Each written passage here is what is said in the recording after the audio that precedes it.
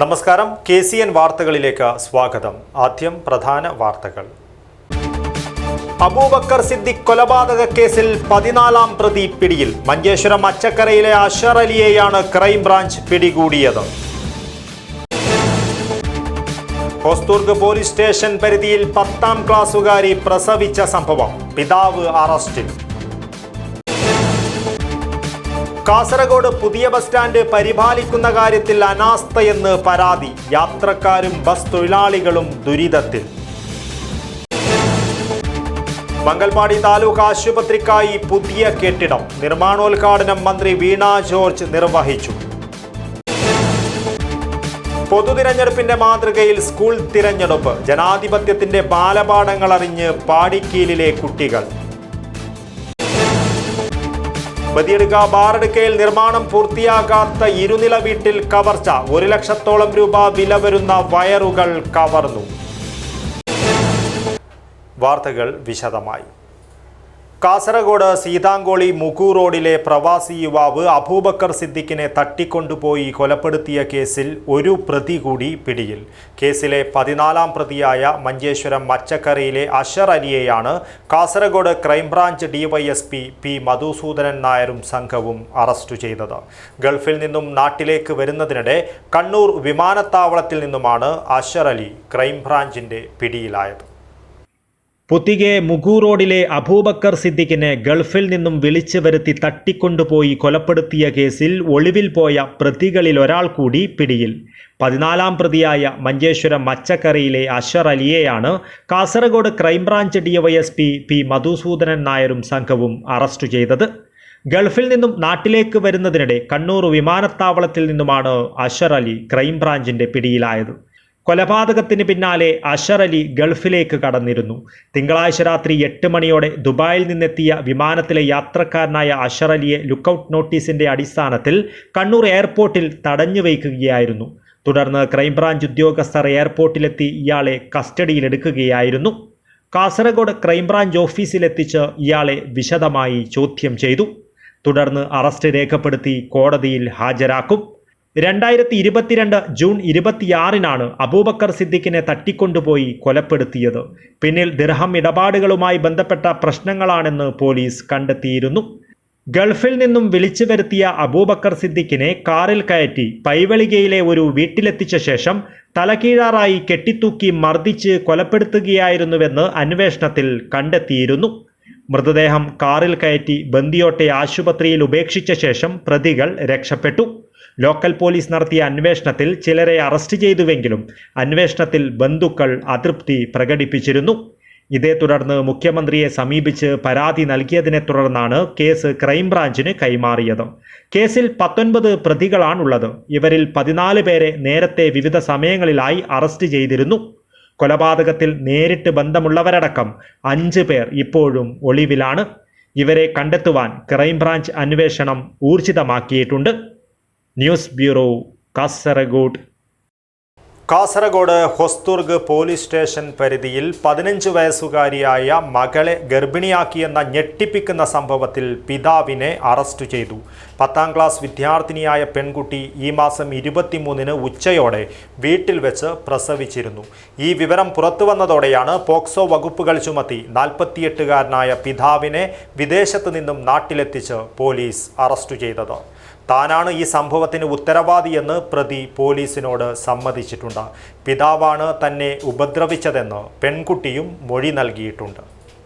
Hosdurg police station പരിധിയിൽ 15 വയസ്സുകാരിയായ മകളെ ലൈംഗികമായി പീഡിപ്പിച്ച് ഗർഭിണിയാക്കിയ പിതാവിനെ ഗൾഫിൽ നിന്നും നാട്ടിലെത്തിച്ച് അറസ്റ്റ് ചെയ്തു.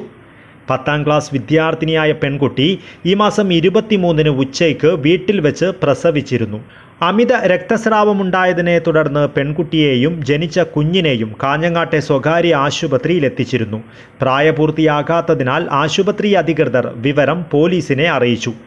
പിന്നാലെ പോലീസ് പെൺകുട്ടിയിൽ നിന്നും മൊഴിയെടുക്കുകയും പോക്സോ വകുപ്പുകൾ ചുമത്തി 48-കാരനായ പിതാവിനെ ചൊവ്വാഴ്ച രാവിലെ പോലീസ് അറസ്റ്റ് ചെയ്യുകയുമായിരുന്നു. ക്വാർട്ടേഴ്സിലാണ് 5 മക്കൾ ഉൾപ്പെടെയുള്ള കുടുംബം താമസിച്ചിരുന്നത്. താനാണ് ഈ സംഭവത്തിന് ഉത്തരവാദിയെന്ന് പ്രതി പോലീസിനോട് സമ്മതിച്ചിട്ടുണ്ട്.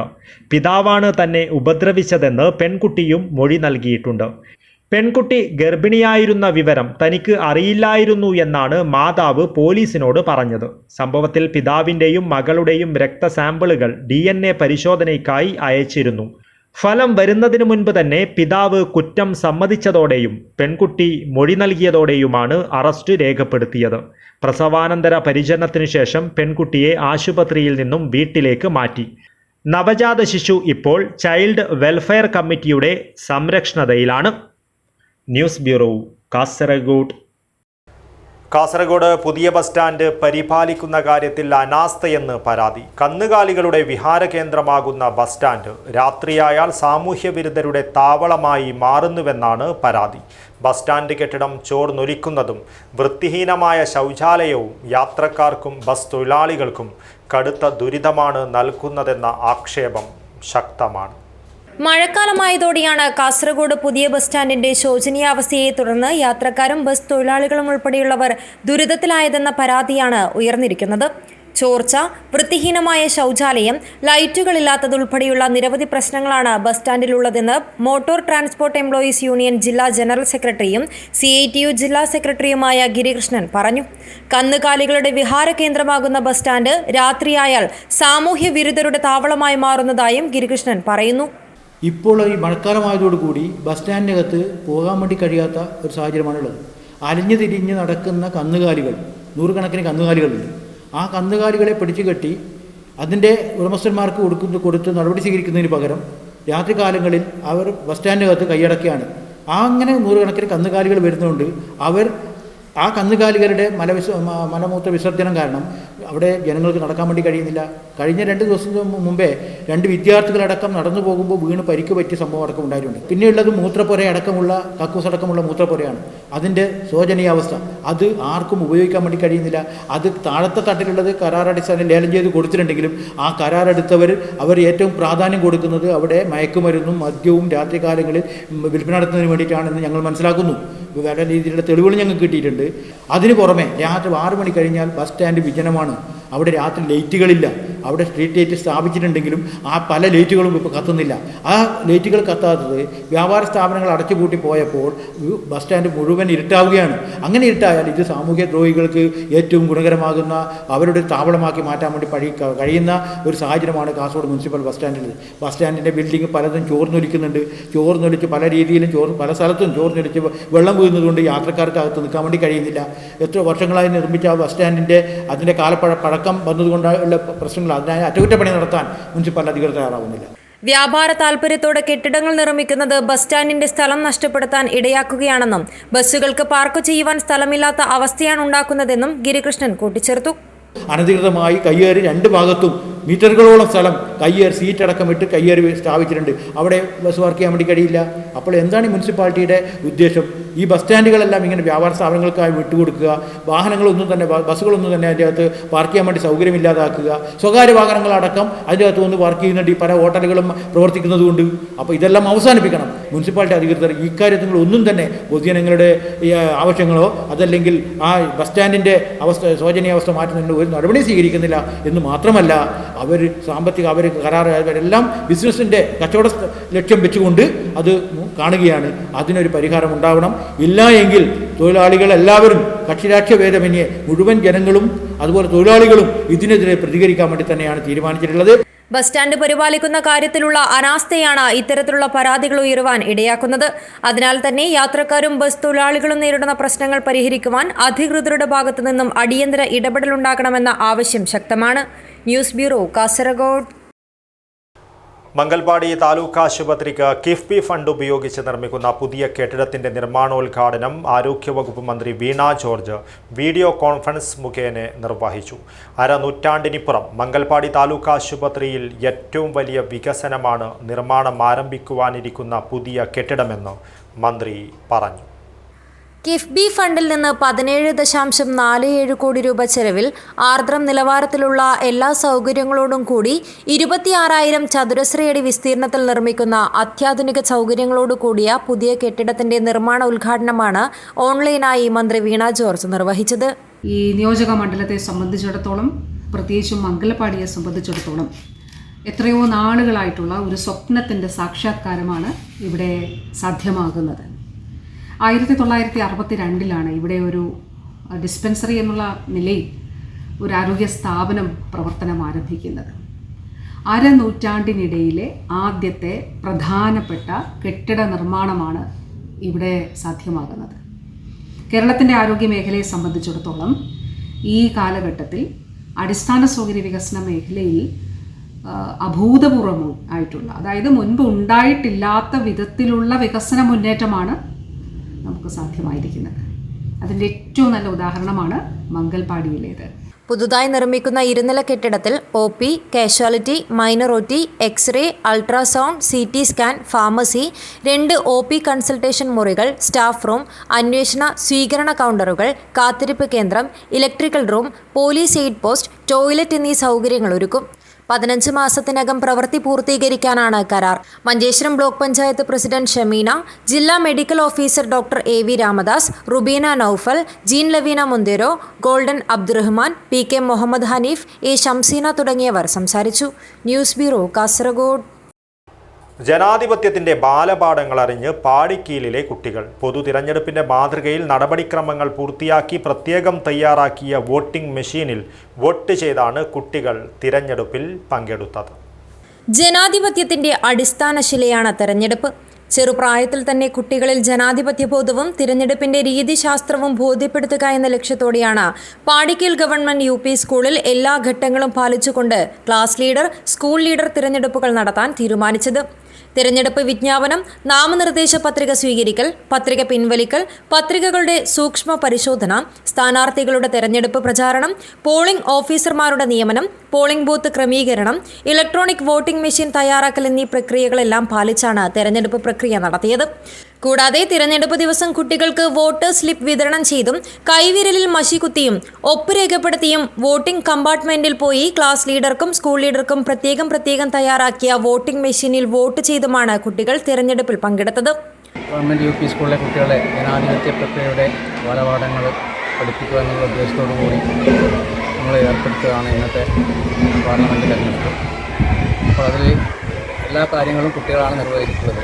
പ്രിസൈഡിംഗ് ഓഫീസർ, പോളിംഗ് ഓഫീസർ തുടങ്ങിയ എല്ലാ കാര്യങ്ങളും കുട്ടികളാണ് നിർവഹിച്ചിട്ടുള്ളത്. 1 മുതൽ 7 വരെയുള്ള എല്ലാ ക്ലാസ്സിലെ കുട്ടികളെയും അവരവരുടെ ക്ലാസ് ലീഡറെയും തിരഞ്ഞെടുത്തു. അതുപോലെ സ്കൂൾ ലീഡറെയും തിരഞ്ഞെടുത്തിട്ടുണ്ട്. ഹിബാഷറിൻ, ആദിശ്രീ, മുഹമ്മദ് മെഹാജബീർ, തനയ, ആദികേശ്, വാഫിയ, ദേവാൻഷ്, വൈഡൂര്യ സുനിൽകുമാർ, അനുഷ്ക ജയൻ, നിയ S ബാബു, സഫ സുബീർ, വൈശാഖ്, ആദിൽ രഘുനാഥ് എന്നിവർ 1 മുതൽ 7 വരെ ക്ലാസുകളിലെ ക്ലാസ് ലീഡർമാരായും ആദിദേവ് സുകേഷ് സ്കൂൾ ലീഡറായും തിരഞ്ഞെടുക്കപ്പെട്ടു. നമ്മുടെ സ്കൂളിൽ ഇപ്പോൾ നടക്കുന്ന പോലെ തന്നെ ഇലക്ട്രോണിക് വോട്ടിംഗ് മെഷീനുകളാണ് സജ്ജീകരിച്ചിരുന്നത്. ഇപ്പോൾ 1 മുതൽ 7ാം ക്ലാസ് വരെയുള്ള കുട്ടികൾക്ക് എല്ലാവർക്കും വോട്ട് ചെയ്യാൻ അവസരം നമ്മൾ നൽകിയിട്ടുണ്ട്. പ്രധാന അധ്യാപകൻ K സുഗതൻ മാഷും മറ്റധ്യാപകരും തെരഞ്ഞെടുപ്പ് പ്രവർത്തനങ്ങൾക്ക് നേതൃത്വം നൽകി. News bureau, Kasaragod. വലിയപറമ്പ് ഗ്രാമപഞ്ചായത്തിലെ ഇടയിലക്കാട് ബഡ്സ് സ്കൂളിൽ ആയയുടെ നിയമന മുൻഗണനാ ലിസ്റ്റിലുള്ള ഉദ്യോഗാർത്ഥിയെ പരിഗണിക്കാതെ മറികടന്ന് മറ്റൊരാളെ നിയമിക്കുവാൻ ഭരണസമിതി നീക്കം നടത്തിയതായുള്ള പരാതിയുമായി ഭിന്നശേഷിക്കാരി രംഗത്ത്. വലിയപറമ്പ് പഞ്ചായത്തിലെ തൃക്കരിപ്പൂർ കടപ്പുറം തൊണ്ടച്ചൻ ദേവസ്ഥാനത്തിന് സമീപത്തെ KP റൈഹാനത്താണ് മനുഷ്യാവകാശ കമ്മീഷന് പരാതി നൽകിയത്. യോഗ്യതയുണ്ടായിട്ടും ആയ നിയമനത്തിന്റെ അഭിമുഖത്തിൽ പങ്കെടുത്ത ഈ ഭിന്നശേഷിക്കാരിയായ യുവതിയെ വലിയപറമ്പ് പഞ്ചായത്ത് പ്രസിഡന്റ് ആക്ഷേപിക്കുകയും മാനസികമായി തളർത്തുകയും ചെയ്തതായാണ് അവരും കുടുംബാംഗങ്ങളും ജനപ്രതിനിധികളും വാർത്താ സമ്മേളനത്തിൽ ആരോപിച്ചത്. ഇടയിലക്കാട്ടിൽ പുതുതായി പ്രവർത്തനം ആരംഭിക്കുന്ന ബഡ് സ്കൂളിലേക്കുള്ള ആയ തസ്തികയിലേക്ക് നടന്ന അഭിമുഖത്തിലാണ് തന്റെ ശാരീരിക വൈകല്യം എടുത്തു പറഞ്ഞ് താങ്കൾക്ക് ഈ ജോലി ചെയ്യാൻ കഴിയില്ലെന്ന് പറഞ്ഞ് പിന്തിരിപ്പിക്കാൻ ശ്രമിച്ചതെന്ന് റൈഹാനത്ത് ആരോപിച്ചു. തൃക്കരിപ്പൂരിലെ ഉടുമ്പുന്തല ബഡ് സ്കൂളിലും ചെറുവത്തൂർ കാടാങ്കോട്ടെ സ്കൂളിലും 12 വർഷത്തോളം ആയി ജോലി ചെയ്ത ഇവർ വലിയപറമ്പ് പഞ്ചായത്ത് നേരത്തെ തയ്യാറാക്കിയ റാങ്ക് ലിസ്റ്റിൽ 2ാം റാങ്കുകാരിയാണ്. 1ാം റാങ്കുകാരിക്ക് ജോലിയിൽ താല്പര്യമില്ലെന്നിരിക്കെ 2ാം റാങ്കുകാരിയായ തന്നെ നിയമിക്കേണ്ടതിന് പകരം ഇഷ്ടക്കാർക്ക് കൊടുക്കാനുള്ള ശ്രമത്തിന്റെ ഭാഗമാണിതെന്നും റൈഹാനത്ത് പറഞ്ഞു. വിഷയത്തിൽ മനുഷ്യാവകാശ കമ്മീഷന് താൻ നൽകിയ പരാതിയിൽ ഓഗസ്റ്റ് 20-ന് ഹിയറിംഗ് വെച്ചിട്ടുണ്ടെന്നും നിയമനം ലഭിക്കുന്നതുവരെ നിയമ നടപടികളുമായി മുന്നോട്ടു പോകുമെന്നും അവർ അറിയിച്ചു. എല്ലാ ജോലി ഞാൻ ചെയ്തു തന്നെ ആ ധൈര്യത്തിൽ തന്നെയാണ് ഞാൻ മുന്നേറിയത്. പക്ഷെ എന്നെ മുന്നേറാൻ വിടുന്നില്ല. എന്നെ മാനസികമായി തളർത്താൻ കഴിയുന്നത്. അവരെ ആക്ഷേപിക്കാനായിരുന്നു എന്നോട്. പോയിട്ട് ഭിന്നശേഷിയിലെ ഞാൻ നോക്കേണ്ടതെന്ന് വെച്ചിട്ട് അതെനിക്ക് എഴുതി സഹിച്ചില്ല. എന്നെ മാനസികമായി തളരാനായിരുന്നു. ഗ്രാമപഞ്ചായത്ത് അംഗങ്ങളായ C Devarajan, M T Bushra, M Haseena, റെയ്ഹാനത്തിന്റെ ഭർത്താവ് സി എ മുഹമ്മദ് എന്നിവർ വാർത്താ സമ്മേളനത്തിൽ പങ്കെടുത്തു. News bureau, Cheruvathur. ബദിയടുക്ക ബാറടുക്കയിൽ നിർമ്മാണം പൂർത്തിയാകാത്ത ഇരുനില വീട്ടിൽ കവർച്ച. വയറിങ്ങിനായി ഉപയോഗിച്ച 1 ലക്ഷത്തോളം രൂപ വില വരുന്ന വയറുകളാണ് കവർച്ച ചെയ്തത്. ബാറടുക്കയിലെ അബ്ദുൽ കരീമിന്റെ വീട്ടിലായിരുന്നു സംഭവം. ബദിയടുക്ക ബാറടുക്കയിൽ നിർമ്മാണം പൂർത്തിയാകാത്ത ഇരുനില വീട്ടിൽ വയറിങ്ങിനായി ഉപയോഗിച്ച 1 ലക്ഷത്തോളം വില വരുന്ന വയറുകൾ കവർച്ച ചെയ്ത നിലയിൽ. ബാറടുക്കയിലെ അബ്ദുൽ കരീമിന്റെ വീട്ടിലാണ് സംഭവം. ശനിയാഴ്ചയോടെ വയറിങ്ങുകൾ പൂർത്തിയായ ഇരുനില വീട് ഞായറാഴ്ച പണിയില്ലാഞ്ഞതിനാൽ പൂട്ടിയിട്ട് പോയതായിരുന്നു. മുകളിലെ ഒരു വാതിൽ മാത്രം തുറന്നു കിടക്കുന്ന നിലയിലായിരുന്നു. അതുവഴിയാവാം കള്ളൻ അകത്തു കയറിയതെന്ന് സംശയിക്കുന്നു. പൈപ്പിനുള്ളിൽ നിന്നും വയറുകൾ വലിച്ചു പുറത്തേക്കിട്ടും വയറിംഗ് പൂർണ്ണമായും നശിപ്പിച്ച നിലയിലായിരുന്നു. വയറിംഗ് ജോലികൾ 1 മുതലേ ആരംഭിക്കേണ്ട സ്ഥിതിയിലാണെന്ന് Badiyadka wiring unit secretary Kamal പറഞ്ഞു. ഇതിന്റെ അകത്ത് 10 mm കേബിളാണ് ഉണ്ടായിരുന്നത്. മൊത്തം എടുത്തോണ്ട് പോയി. ഇവിടുന്ന് DBയിലേക്ക് പോകുന്ന 3 ഫേസ് കേബിളാണ് 10 mm. അതിന്റെ ഫുള്ള് കേബിളെല്ലാം എടുത്തോണ്ട് പോയി.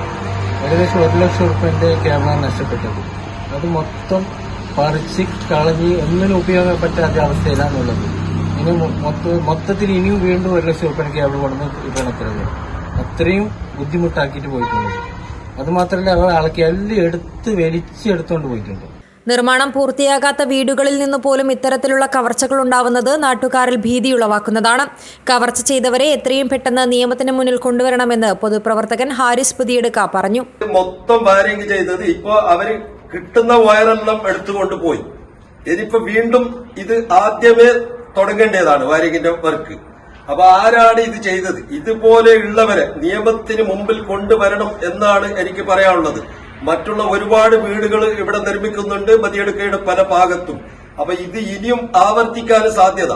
അതുകൊണ്ട് ഇതിനെ കർശനമായ നടപടി പോലീസിന്റെ ഭാഗത്തു നിന്നും ഉണ്ടാവണം എന്നാണ് എനിക്ക് പറയാനുള്ളത്. സംഭവത്തിൽ ബദിയടുക്ക പോലീസ് കേസെടുത്തു. News bureau, Kasaragod. Sreenarayana Guru open സർവകലാശാലയിൽ പ്രവേശനത്തിന് അപേക്ഷ ക്ഷണിച്ചു. പുതിയ ബാച്ചിലേക്കുള്ള പ്രവേശനത്തിന് സെപ്റ്റംബർ 10 വരെ അപേക്ഷിക്കാം. 29 PG ബിരുദ കോഴ്സുകൾക്കും 3 സർട്ടിഫിക്കറ്റ് കോഴ്സുകൾക്കുമാണ് അപേക്ഷ ക്ഷണിച്ചത്.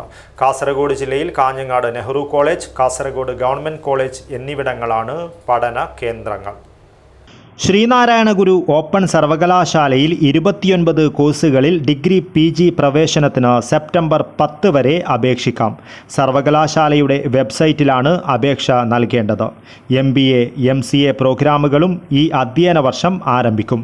5 റീജിയണൽ സെന്ററുകളുടെ പരിധിയിലായി 37 പഠന കേന്ദ്രങ്ങളുണ്ടെന്ന് vice chancellor professor doctor VP Jagathiraj വാർത്താസമ്മേളനത്തിൽ അറിയിച്ചു. Kasaragod government college, Kanhangad Nehru arts and science college എന്നിവയാണ് ജില്ലയിലെ പഠന കേന്ദ്രങ്ങൾ. പ്രായപരിധിയോ മാർക്ക് മാനദണ്ഡമോ ഇല്ലാതെ നിലവിൽ 55,000 പഠിതാക്കൾ സർവകലാശാലയിലുണ്ട്. പ്രവേശനത്തിന് TC നിർബന്ധമല്ല. റെഗുലർ പഠനത്തിന് തുല്യമാണ് എല്ലാ കോഴ്സുകളും. ജോലി ചെയ്യുന്നവർക്കുൾപ്പെടെ സൗകര്യപ്രദമായ പഠന ക്രമമുണ്ട്. +2 പ്രീ ഡിഗ്രിയോ നേടിയ ആർക്കും ഇഷ്ട വിഷയത്തിൽ ബിരുദം നേടാം. ഡിഗ്രി ഏത് വിഷയത്തിലാണെങ്കിലും ബിരുദാനന്തര ബിരുദത്തിന് അവസരമുണ്ട്. 6 UG പ്രോഗ്രാമുകൾ 4 വർഷ ഓണേഴ്സ് ഘടനയിലാണ്. നിലവിൽ മറ്റൊരു സർവകലാശാലയിൽ റെഗുലർ അല്ലെങ്കിൽ വിദൂര അക്കാദമിക് പ്രോഗ്രാം ചെയ്യുന്നവർക്ക് ഓപ്പൺ സർവകലാശാലയുടെ മറ്റൊരു ഡിഗ്രി കോഴ്സിന് ഒരേ സമയം പഠിക്കാമെന്നും അധികൃതർ പറഞ്ഞു. ഇപ്പം പണ്ടത്തെ പോലല്ല, ഓപ്പൺ എഡ്യൂക്കേഷൻ ഡിസ്റ്റൻസ് മോഡിൽ നടക്കുന്ന ഡിഗ്രിയും റെഗുലർ മോഡിലെ ഡിഗ്രിയും തമ്മിൽ യാതൊരു വ്യത്യാസവുമില്ല. ജോലിക്കായാലും ഹയർ സ്റ്റഡീസിനായാലും PSC ആയാലും UPSCക്ക് ആയാലും ഈക്വൽ വെയിറ്റേജാണ്, ഈക്വലി കൺസിഡർ ചെയ്യുന്നുണ്ട്. ഇതിനകത്തൊരു ഡിസ്ക്രിമിനേഷൻ ഇല്ല. വിദ്യ കൊണ്ട് സ്വതന്ത്രമാവാം. പഠിച്ചവിടെ കുട്ടികൾക്കൊരു ജോലി അല്ലെങ്കിൽ ഒരു ലൈവ്ലിഹുഡ് കിട്ടുന്ന രീതിയിലാണ് നമ്മൾ അവിടുത്തെ ഓരോ കോഴ്സും നമ്മൾ ഫ്രെയിം ചെയ്തിരിക്കുന്നത്. അതായത് ഒരു പാക്കേജ് പോലെ അവിടെ ഡിഗ്രിക്കോ അല്ലെങ്കിൽ PGക്കോ പഠിക്കുന്ന കുട്ടികൾ അത് കഴിയുമ്പോൾ അവർക്ക് ഒരു ഡിഗ്രി, ഒരു സർട്ടിഫിക്കറ്റ് അല്ലെങ്കിൽ ഒരു ഡിപ്ലോമ, ഒരു സ്കിൽ സർട്ടിഫിക്കറ്റ് ജോലി കിട്ടുന്ന രീതിയിലുള്ളത് ഫ്രെയിം ചെയ്ത്. അതായത് നമ്മൾ ഈ തവണ 3 സർട്ടിഫിക്കറ്റ് പ്രോഗ്രാം നമ്മൾ അനൗൺസ് ചെയ്തിട്ടുണ്ട്. അതുകൊണ്ട് 2 മാസത്തിനകം ഒരു 10-25 ഡിഗ്രി ഡിപ്ലോമ സർട്ടിഫിക്കറ്റ് പ്രോഗ്രാം കൂടെ നമ്മൾ ഇതിൻ്റെ കൂടെ ഓഫർ ചെയ്യുന്നത്. സിൻഡിക്കേറ്റ് അംഗം professor doctor PP Ajayakumar, professor doctor Abdul Gafoor എന്നിവരും വാർത്താ സമ്മേളനത്തിൽ പങ്കെടുത്തു. News bureau, Kasaragod. ശക്തമായ കാറ്റിലും മഴയിലും മരങ്ങൾ കടപുഴകി വീണ് KCB ഉപ്പള സെക്ഷന് കീഴിൽ വൈദ്യുതി ബന്ധം താറുമാറായി. ബന്ദിയോടിന് സമീപം അടുക്കം, ടിപ്പുകല്ലി ഉൾപ്പെടെയുള്ള വിവിധ ഇടങ്ങളിൽ മരങ്ങൾ കടപുഴകി ഹൈടെൻഷൻ വൈദ്യുതി ലൈനിൽ പതിക്കുകയായിരുന്നു. അടുക്കം, പച്ചമ്പള, ഇച്ചിലങ്കോട് ഭാഗങ്ങളിൽ 2 ദിവസമായിട്ടും വൈദ്യുതി ബന്ധം സാധാരണ നിലയിലാക്കുവാൻ സാധിച്ചിട്ടില്ല. ഞായറാഴ്ച വൈകിട്ടോടെയാണ് ശക്തമായ കാറ്റിലും മഴയിലും ഉപ്പള വൈദ്യുതി സെക്ഷന് കീഴിൽ വൈദ്യുതി ലൈനുകൾക്ക് മുകളിൽ മരങ്ങൾ കടപുഴകി വീണ് വൈദ്യുതി ബന്ധം താറുമാറായത്. ബന്ദിയോടിന് സമീപം അടുക്കം, ടിപ്പുകല്ലി ഉൾപ്പെടെ വിവിധയിടങ്ങളിൽ മരങ്ങൾ കടപുഴകി ഹൈടെൻഷൻ വൈദ്യുതി ലൈനിൽ പതിക്കുകയായിരുന്നു. കഴിഞ്ഞ ഒരാഴ്ചക്കിടെ കുമ്പള, ഉപ്പള, മഞ്ചേശ്വരം, വോർക്കാടി ഇലക്ട്രിക്കൽ സെക്ഷനു കീഴിൽ മരം വീണ് 100-ലേറെ വൈദ്യുതി തൂണുകളാണ് തകർന്നത്. റോഡിലേക്കും വൈദ്യുതി ലൈനുകളിലേക്ക് ചാഞ്ഞു നിൽക്കുന്ന മരങ്ങളാണ് കടപുഴകി വൈദ്യുതി ലൈനുകളിൽ പതിച്ചത്. അടുക്കം, പച്ചമ്പള്ള, ഇച്ചിലങ്കോട് ഭാഗങ്ങളിൽ 2 ദിവസമായിട്ടും വൈദ്യുതി ബന്ധം സാധാരണ നിലയിലാക്കാൻ സാധിച്ചിട്ടില്ല. തോട്ടങ്ങൾക്കും മരങ്ങൾക്കുമിടയിലൂടെ വൈദ്യുതി ലൈനുകൾ കടന്നു പോകുന്നത് പലപ്പോഴും വലിയ തോതിൽ വൈദ്യുതി തടസ്സങ്ങൾക്കിടയാക്കുന്നതായി നാട്ടുകാർ പറഞ്ഞു.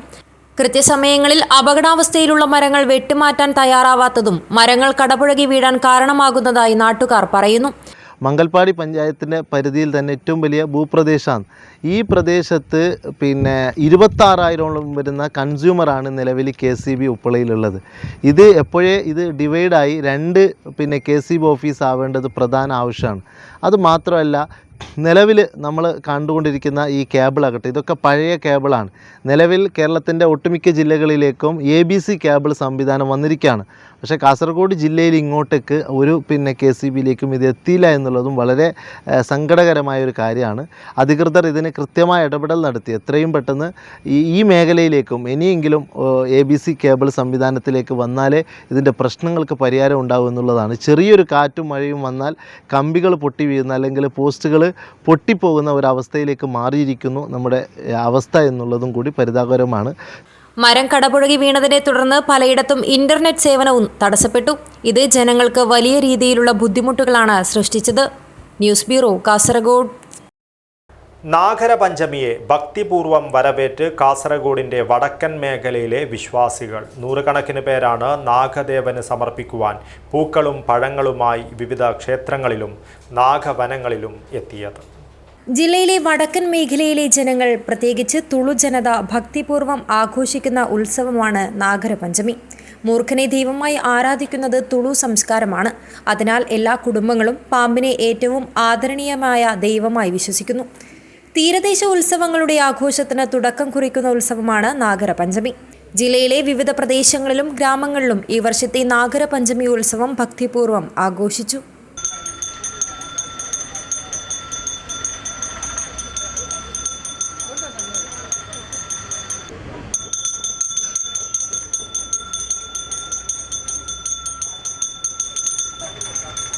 നാഗദൈവത്തിന് ക്ഷീരാഭിഷേകം, ഇളനീരഭിഷേകം, തമ്പിള, ആശ്ലേഷ ബലി എന്നിവയോടെ വിവിധ സ്ഥലങ്ങളിൽ നാഗാരാധന നടത്തി. അതിരാവിലെ നാഗദേവന് സമർപ്പിക്കാൻ പൂക്കളും പഴങ്ങളും തേങ്ങ മുതലായവയുമായി നിരവധി ഭക്തർ വിവിധ ക്ഷേത്രങ്ങളിലും നാഗവനങ്ങളിലും എത്തിയിരുന്നു. News bureau, Kasaragod. കേരള കർണാടക അതിർത്തിയിൽ മഞ്ചേശ്വരം ഉൾപ്പെടെയുള്ള തുളുനാടിൻ്റെ വിവിധ പ്രദേശങ്ങളിൽ ഭക്തിയുടെ നിറവിൽ നാഗരപഞ്ചമി ചടങ്ങുകൾ നടന്നു. ക്ഷേത്രങ്ങളിലും കുടുംബ നാഗത്തറകളിലും പാലഭിഷേകമടക്കമുള്ള സവിശേഷ നാഗാരാധനാ പൂജകൾ നടന്നു.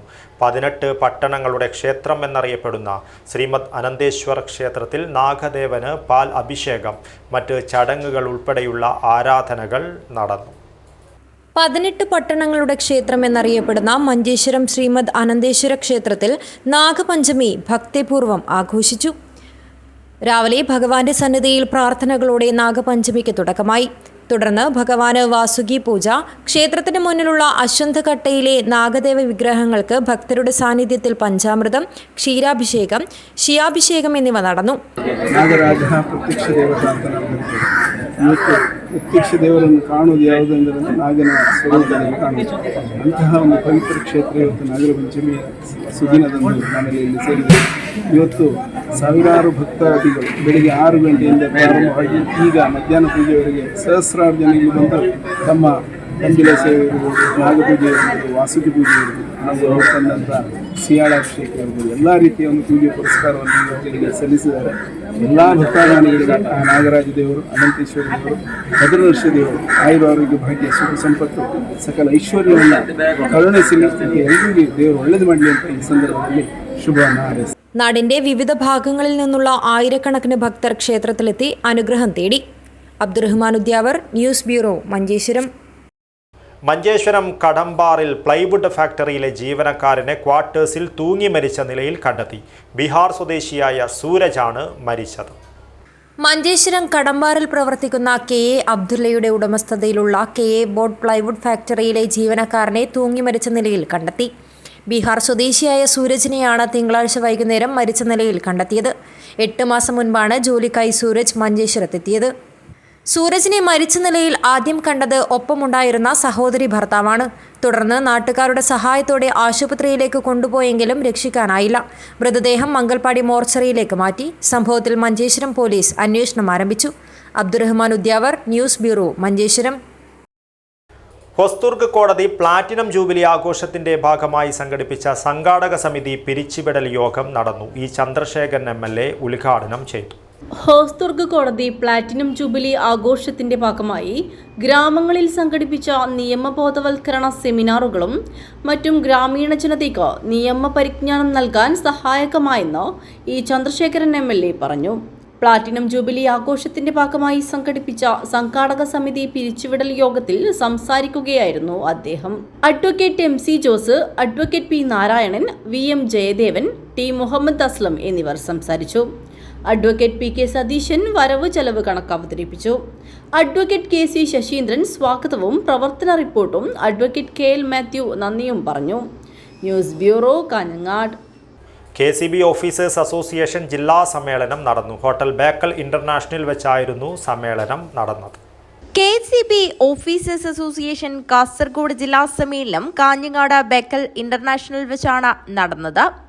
KCBOA സംസ്ഥാന ജനറൽ പ്രസിഡന്റ് ഇന്ദിര K ഉദ്ഘാടനം ചെയ്തു. സംസ്ഥാന ഭാരവാഹി ജയന്ദാസ് PP സംഘടനാ റിപ്പോർട്ട് അവതരിപ്പിച്ചു. ജില്ലാ സെക്രട്ടറി ഭാസ്കരൻ M റിപ്പോർട്ട് അവതരിപ്പിച്ചു. ട്രഷറർ കേശവർ MR വരവ് ചെലവ് കണക്കും അവതരിപ്പിച്ചു.